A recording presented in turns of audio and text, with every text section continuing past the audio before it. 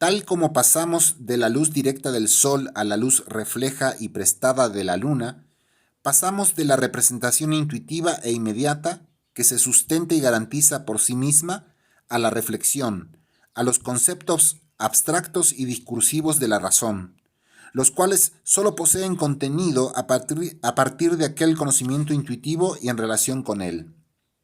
Mientras nos mantenemos en la pura intuición, todo es claro, firme y cierto. Ahí no se dan preguntas, dudas ni equívocos. No se quiere ni se puede ir más allá.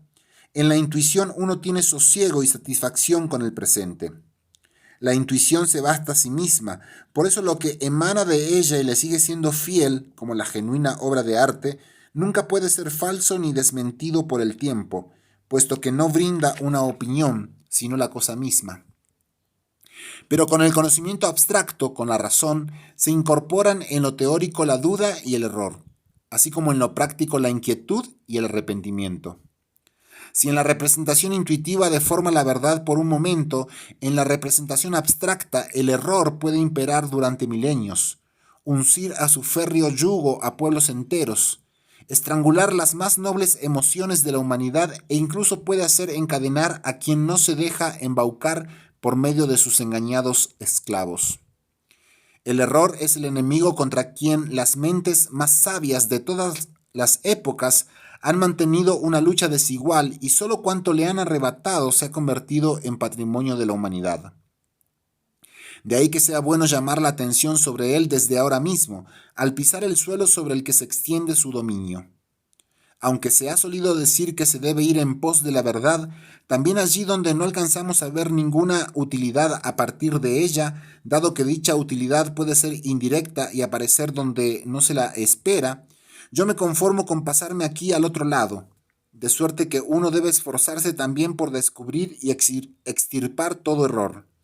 También allí donde no cabe prever perjuicio alguno por su parte, dado que también éste puede ser indirecto y aparecer alguna vez donde no se le aguarda, toda vez que cada error conlleva un veneno en su interior.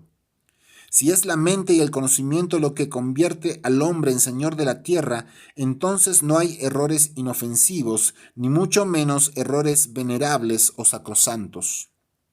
Y, para consuelo de quienes dedican su vida y energías, de cualquier modo y a la menor ocasión, a la noble y tan ardua lucha contra el error, no puedo dejar de añadir aquí que, mientras no comparezca la verdad, el error puede propasarse con su juego durante la noche, como los búhos y los murciélagos, pero antes cabe esperar que los búhos y los murciélagos hagan retroceder al sol hacia el oriente, espantándolo, que la verdad conocida y expresada cabalmente con toda claridad sea de nuevo suprimida, para que el antiguo error ocupe otra vez tranquilamente su espacioso lugar. Tal es la fuerza de la verdad, cuya victoria es ardua e ímproba, pero que una vez obtenida ya no se le puede arrebatar. Además de las representaciones consideradas hasta el momento y que, con arreglo a su estructura, se dejan reducir a tiempo, espacio y materia, cuando reparamos en el objeto o se dejan reducir a la sensibilidad pura y al entendimiento, esto es, al conocimiento de la causalidad, cuando reparamos en el sujeto, se ha incorporado únicamente al hombre entre todos los habitantes de la tierra otra potencia cognoscitiva. Ha aflorado una conciencia enteramente nueva a la que muy atinadamente y con irreprochable exactitud se le llama reflexión. Pues de hecho es un reflejo derivado de aquel conocimiento intuitivo, si bien ha adoptado una naturaleza y una índole radicalmente distintas a las de aquel, cuyas formas desconoce, siendo así que también el principio de razón, el cual impera sobre cualquier objeto, cobra aquí una figura por completo diferente.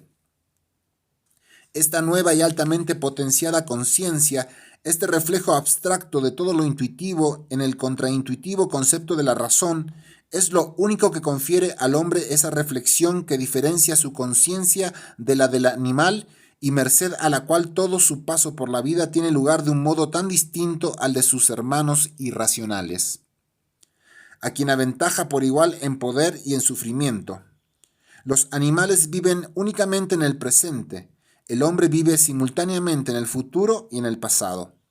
Ellos satisfacen la necesidad del momento, Él vela por su futuro e incluso por un tiempo que no puede vivir a través de los preparativos más artificiosos. Ellos están relegados enteramente a la impresión del instante, al efecto del motivo intuitivo. A él lo determinan conceptos abstractos con independencia del presente. Por eso, el hombre ejecuta proyectos premeditados o actúa según máximas sin atender a su entorno y a las azarosas impresiones del momento. Por eso puede, por ejemplo, dictar con serenidad los artificiosos preparativos de su propia muerte, disimular hasta volverse impenetrable o llevarse con él su secreto a la tumba, y finalmente posee una verdadera opción entre varios motivos, pues solo en abstracto pueden tales motivos, presentes conjuntamente en la conciencia, llevar consigo el conocimiento de que el uno excluya al otro y confrontar su respectivo poder sobre la voluntad. Entonces el motivo que prevalece, al ser lo que decide, es la deliberada decisión de la voluntad y se proclama como un signo certero de su índole. En cambio, al animal lo determina la impresión del momento. Solo el temor ante la violencia del presente puede domesticar sus apetitos, hasta que ese temor se vuelve finalmente hábito y como tal viene a determinarlo en lo sucesivo. En esto consiste el adiestramiento. El animal siente y percibe, el hombre además piensa y sabe. Ambos quieren. El animal comunica sus sensaciones y su estado de ánimo mediante gestos y sonidos. El hombre participa al otro sus pensamientos mediante el lenguaje, o bien los falsea por medio del lenguaje. El lenguaje es el primer fruto y el instrumento necesario de su razón. Por eso en griego e italiano lenguaje y razón se designan con la misma palabra, logos. Il discorso. Razón, entre paréntesis, Vernunft en alemán, viene de escuchar, Vernehmen en alemán, que no es sinónimo de oír, sino que significa el percatarse de los pensamientos comunicados mediante palabras. Solo gracias a la ayuda del lenguaje lleva a cabo la razón sus principales rendimientos, cuales son el obrar al unísono de varios individuos, la cooperación metódica de muchos miles, la civilización o el Estado. Además de la ciencia, la conservación de la experiencia previa, el compendio de lo común en un concepto, la transmisión de la verdad, la divulgación del error, el pensamiento y la poesía, los dogmas y las supersticiones. El animal solo aprende a conocer la muerte al morir. El hombre se aproxima conscientemente a su muerte a todas horas y algunas veces esto le dificulta la vida, incluido al que no ha conocido a lo largo de ella este carácter de constante aniquilación. A ello se debe principalmente que el hombre posea filosofías y religiones, si bien es incierto que lo que más estimamos con toda justicia y por encima de todo en su comportamiento, la honestidad espontánea y la nobleza de la intención, hayan sido jamás el fruto de filosofía o religión algunas.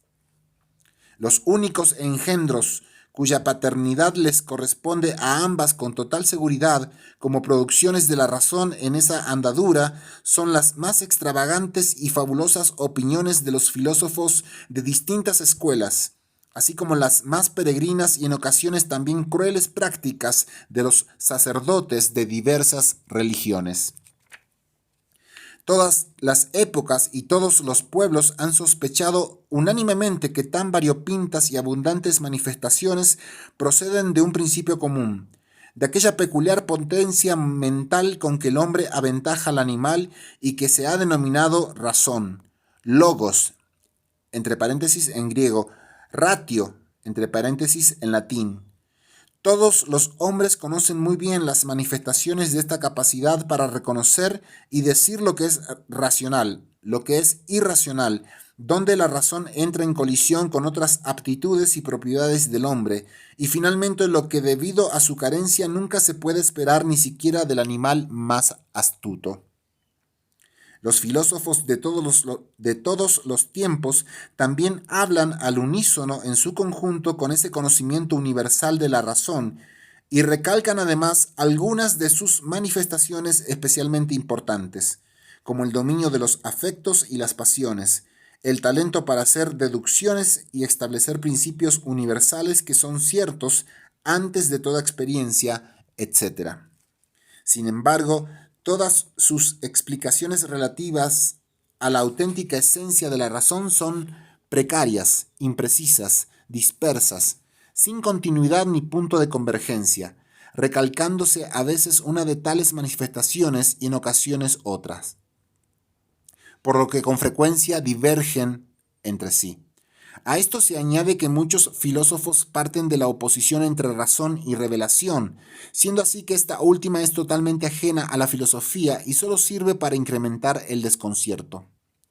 Es extremadamente chocante que hasta ahora ningún filósofo haya reducido todas aquellas manifestaciones de la razón estrictamente a una sencilla función, que fuera reconocible en todas ellas, a partir de la cual cupiera explicarlas todas y constituyera por consiguiente la auténtica esencia íntima de la razón.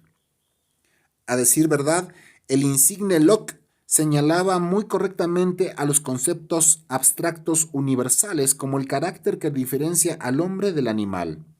En su ensayo sobre el conocimiento humano, entre paréntesis, libro 2, capítulo 11, parágrafos 10 y 11. Y Leibniz suscribió esta cabal definición en sus nuevos ensayos sobre el entendimiento humano, entre paréntesis, libro 2, capítulo 11, parágrafos 10 y 11. Ahora bien, cuando Locke, entre paréntesis, en el libro 4, capítulo 17, parágrafos 2 y 3, llega a la auténtica explicación de la razón, pierde de vista aquel sencillo carácter primordial suyo y se extravía también en una especificación precaria, imprecisa e incompleta de fragmentarias y derivadas manifestaciones de la razón. También Leibniz, en el correspondiente pasaje de su obra, procede de igual modo, solo que con mayor confusión y falta de claridad. En el apéndice trato con detalle lo mucho que Kant ha enmarañado y adulterado el concepto relativo a la esencia de la razón.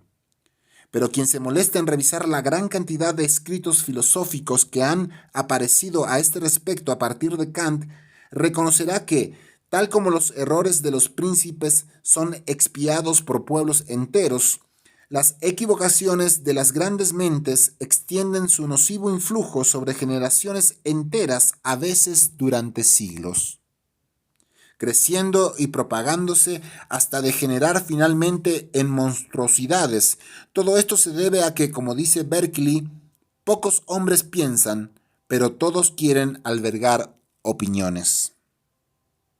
Entre paréntesis, 3 diálogos entre Hilas y Filoneo. 2.